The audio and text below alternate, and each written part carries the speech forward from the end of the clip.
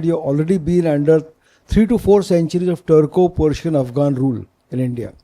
So on the northern side up to this district of Ahmednagar, you can find the Mughals are there spreading downwards. In Shah Jahan's time, Akbar was actually the person who actually attacked Ahmednagar, and Shah Jahan consolidated his rule there. And in the south of the district of Pune, Pune has always been a rebellious district. You find a lot of revolutionaries also coming there. So south of the district of Pune, which was the Jagir of Shivaji Raje, Chhatrapati Shivaji's father. And south of that you had the Bahmani kingdom.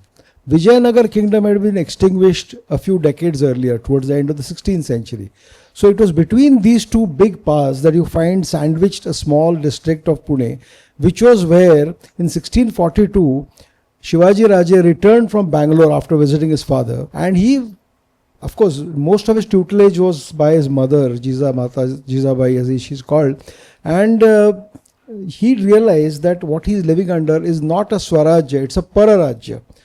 So this was palpably a Pararajya because you had a foreign set of rules, a foreign faith, a foreign language. Persian was the court language.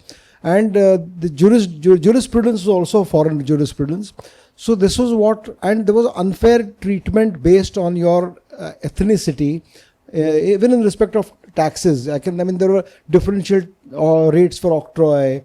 The land revenue was collected in different ways from the farmers. So it was palpably a Pararajya, and that is what he began his fight against. And of course, in the first, say from 1646, when he first formed his seal, it was the first seal in which he created was in Sanskrit, and that itself was a statement by itself. Even his father and his mother had their seals in Persian, so he was the first one to have a Sanskrit seal. And you find a sea change between letters in the Marathi language written in Shahaji Raje's time and towards the end of Chhatrapati Shivaji's rule. All the words, the terminologies, the ministers, the nomenclature was completely changed.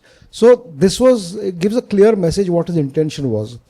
Till 1656, I would say that the rule of Shivaji Raje was restricted to the district of Pune. Now what happened in 1656? Two things happened in rapid succession. One was the death of the Sultan of Bijapur, and after which there was a bit of a chaos in the south.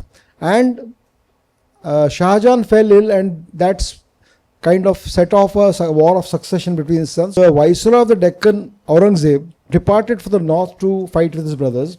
And at that point in time was when you find that Shivaji Raje crossing the Sahyadris, entering the Konkan, is where a visionary statement, because we already had the Dutch and the English and the Portuguese with their navies here.